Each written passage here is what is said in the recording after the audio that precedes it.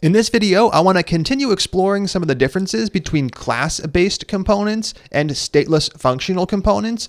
And what we're going to do is look at other built-in methods available on our class-based components that we can't add to our stateless functional components. These are lifecycle methods, and they fire at various times in a given component's life. So for example, when a component like Indecision App first gets rendered to the screen, when it gets removed from the screen, when something in the component updates, like the props or the state.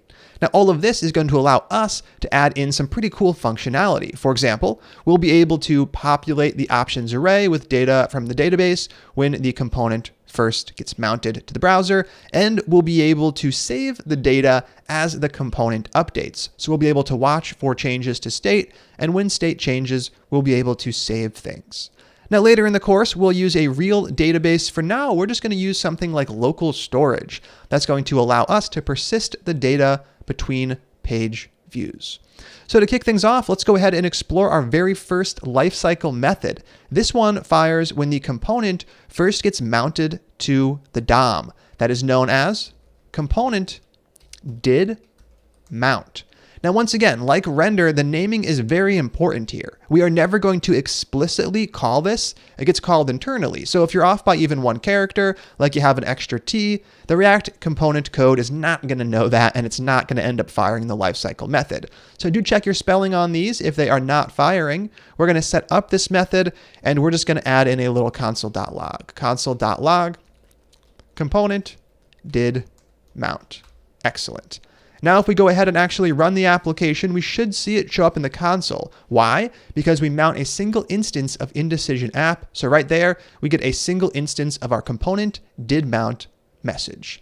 Now, this is something that we only have access to in our class-based components. There is no way to manage lifecycle for stateless functional components. So if you do need to use lifecycle, you're going to want to use a class-based component.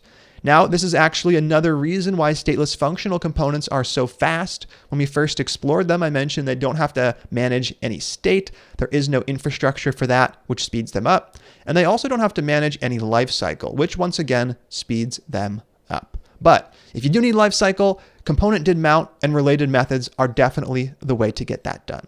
Another lifecycle method that we're going to be taking advantage of is component did update. And component did update is going to fire after the component updates. So after the state values change or after the prop values change. And that's going to be really handy for our purposes. That means we can do something when the options array changes. For now, though, we can just go ahead and use console.log to print component did update. Now, if we go ahead and save app.js, by default, we're not going to see this message. Component did update only fires after the props or state values change. So for our purposes, we can cause an update by changing the options state. I'm going to add a new item, ABC, hit enter, and right here we have an instance of component did update showing up to the screen. And if I added another one, we would get the exact same thing. Now the message has shown up twice. The same is true if we remove items. If I remove an individual item, we see it fires 3 times. And if I were to add another one back in, once again, it fires. Now, if I remove all, we are removing 2 items, but that's still just one update. We're going from an array of 2 to an array of 0. So it's going to fire just one more time, bringing the total up to 5. Component did update is going to be really useful when it comes to figuring out exactly when your component's data has changed. Inside of the method itself, we have access to this.state and this.props for the new state and new prop values, but we actually also have a couple of arguments which allow us to access the previous props and the previous state. The first one is the previous prop object, which is commonly called prevprops, though you could call it anything you like. And the second argument is the previous state. So that's the object prev state. And we can go ahead and use these inside of component did update to do something meaningful, like figure out if a specific part of a component updated. So if we have a search term and we have other parts of the application that are changing, we might not always want to save options every time component did update fires. Maybe we only want to save options if the options array length actually changed, and previous state is going to give us access to the old length, and we can compare it to the new one. We'll focus on that in a little bit. There is one more lifecycle method I do want to cover. That is the lifecycle method that fires when a component goes away. That is, component will unmount. So this fires just before your component goes away, and it's going to allow us to do something meaningful. Now, I usually don't have much of a purpose for component will unmount. There's usually nothing I need to clean up, and we're going to find it barely used at all throughout the course, but it is important to know it exists. Console.log, right here, component will unmount. Now, if we save app.js over inside of the browser, we're going to see our component did mount message, but we're never going to see our component will unmount message. Now, some of our components do get unmounted. For example, individual options that get removed, those do indeed go away, but everything else stays the same. Now, if we had an application with multiple pages, which we will later on in the course, we would get component will unmount when we switched pages and rendered something completely new. For now, though, we can go ahead and just trigger this right inside of the Chrome console. We can use React DOM .render to render something. We are going to render a call to React.create element. Right here, we can just pass in the string p. We're creating a very simple p tag with no content and no props.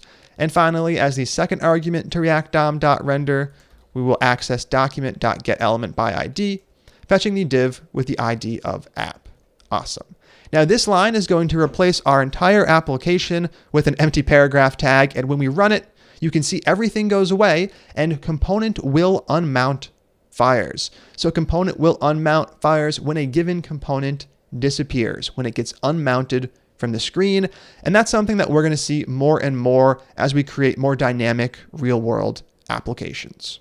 Now, these three aren't the only three lifecycle methods available to you. We can learn more by heading over to Google and Googling React component lifecycle. If we do that, we should get brought over to the React component documentation. And on here, one of the sections is actually all about the lifecycle. It's going to walk us through all of the methods that we have access to. It's right down here, the component lifecycle.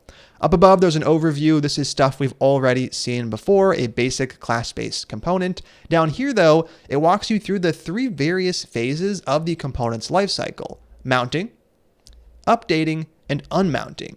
Now, for unmounting, there's only one, and we've already explored it. Component will unmount. For mounting, there are four. We've explored three. First up, the constructor fires. Then, between when the constructor fires and when the app actually renders, we get a call to component will mount. After render, which we've used before, we get another one we've used before, component did mount. Inside of updating, we have even more, only two of which we've used. We've used render, and we've used component did update. These three guys can be useful in certain situations, and we'll be exploring them throughout the course, but for now, there's no need to add all of these onto the component and watch them fire. If you do want to learn more about any of these, you can just click it, and it'll bring you down to the documentation, talking about exactly how to use it, when it fires, and what it's good for. I'm going to shut that down, and what I'd like to do next is actually save and fetch data using local storage. So that's going to be the first way we store data. Later on, we'll worry about integrating a real database. That means in component did mount, what we're going to be doing is fetching data. And inside of component did update, what we're really going to be doing is saving data. Using these two mechanisms, we'll be able to save all of the data the user enters, whether they add or remove items, and when they come back to the application, we'll be able to fetch the last saved data, repopulating the list with all of the options they had in place. Now we're going to focus on setting that up with local storage in the next video. Don't worry, there will be a challenge that requires you to use lifecycle methods on your own. That's coming up in a little bit. Let's take just a quick moment to recap what we learned in this one. In this video, we learned that there is something called lifecycle methods. Lifecycle methods like component did mount, component did update, and component will unmount fire at various times in the component's lifecycle. And these are really handy for a lot of situations. We also learned that they're only available in class-based components. Stateless functional components, they do not have access to lifecycle methods. All they have access to is the equivalent of render. They can choose to render some stuff to the screen, but they can't do stuff like set up custom methods, define lifecycle methods, or use component state. So that is it for this one. In the next video, we're actually going to make these lifecycle methods useful. I'll see you then.